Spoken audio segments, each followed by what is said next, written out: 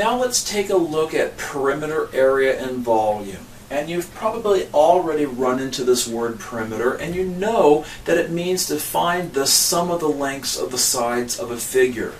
And if we have a rectangle, for example, the perimeter is going to be 2 lengths plus 2 widths. If we have a square, the perimeter usually is said to be 4 sides. And if we have a triangle with 3 different lengths for the sides, we say the perimeter is equal to A plus B plus C. Now, you can memorize these formulas, which are helpful in an algebra class, or just know that you're adding up the length of the sides. Now, let's start with an easy problem. If I have a rectangle here in which the sides are 2 centimeters for the width, and let's make this 9 centimeters for the length, sometimes we only have 2 sides labeled. If you want to label the other sides and write 2 centimeters over here on the left and 9 centimeters up there on the top, you can. And you can go 2 plus 9 plus 2 plus 9. Or you can say the perimeter is going to be 2 of these 2 centimeters plus 2 of these 9 centimeters. And that will give you 4 centimeters plus 18 centimeters, which is going to be 22 centimeters for the perimeter. Notice we use regular units, not square units or cubic units when we're talking about the perimeter. Now let's make things a little bit more interesting. We're being asked to find the perimeter of this figure, but we've got 2 sides that are unlabeled.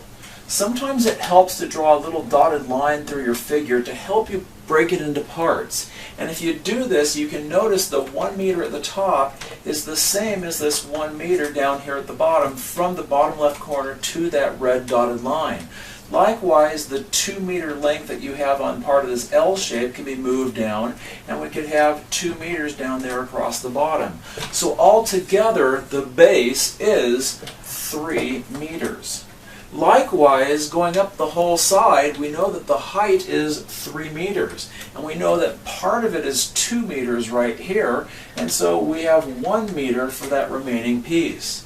Now we can add together. Sometimes what I like to do is put a little mark down in the corner so I know where I started and start working my way around the figure. We've got 3 meters plus 1 plus 2 plus 2 plus 1 plus 3, and I've finished going around the loop to where I started. And I like to work in a clockwise direction so I don't get confused. And now I can add these up: 4, 5, 6, 7, 8, 9, 10, 11, 12, and we will find that the perimeter is 12 meters for this figure.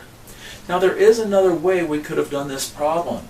You could have said, you know what, I want to bend this L-shaped thing out further and take this 2 that we have right there as a height and move the 2 right over there, and take this 2 meter segment right there and move it up there instead, as if these were toothpicks that could be moved. And now you would have a rectangle which has 3, 3, 3, and 3 on all sides, and 3 times 4 is equal to 12, and that would work another way. Now let's switch gears and look at some area formulas. When you have a square, each side is the same length, and we usually say that the area is going to be side squared. We're going side times side. If you have a rectangle, we either use length and width or base and height, and the area will be their product, length times width. If you have a parallelogram, which is a slanted rectangle, so to speak, you have a base, but the height you've got to be careful with. You need to make sure it's the true height and not the slant height. So you'll usually see a dotted line and a little right angle symbol there, so you know what is the true height. And then the area is going to be base times height. When you have a triangle, and I'm just going to draw my triangle looking like this, your area is going to be 1/2 base times height, where again you will have a dotted line usually through your figure telling you what the true height is. Now, why do we have the 1/2 there? If I were to enclose this triangle inside of a box or inside of a rectangle, notice how I'm going to have some matching pieces here where this triangle I'm shading matches the triangle inside, and I've got a triangle here I'm shading that matches the one that's outside on the right. And basically we have 1/2 of a rectangle, 1/2 of the rectangle that you're seeing in these other two positions. Now, one of your most basic area problems is that for that of a rectangle, and all you're going to do here to find the area is to find the length times the width, which for us will be 10 centimeters times 3 centimeters, which will be 30 centimeters squared. And what I'd like to emphasize is the fact that we are measuring area using square units. And this centimeter squared comes from multiplying centimeters times centimeters. Now let's make this a little bit more interesting here. We have a diagram I've drawn for you in which we're trying to find the area.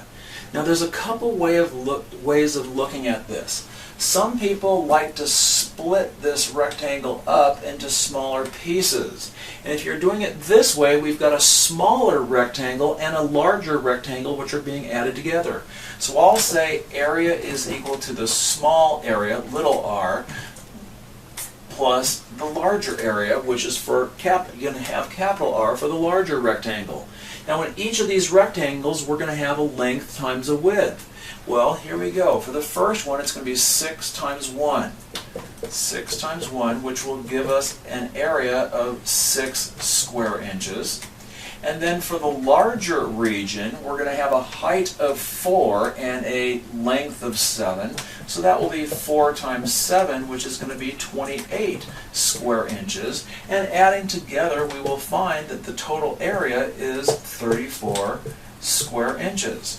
And if you wanted to break this down differently by moving your dotted line downward like that, you could.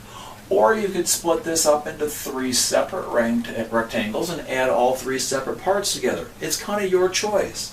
But there's another way of looking at this problem, and that is to look outside the box, so to speak, and pretend we had a larger rectangle that had a little corner bitten out of it.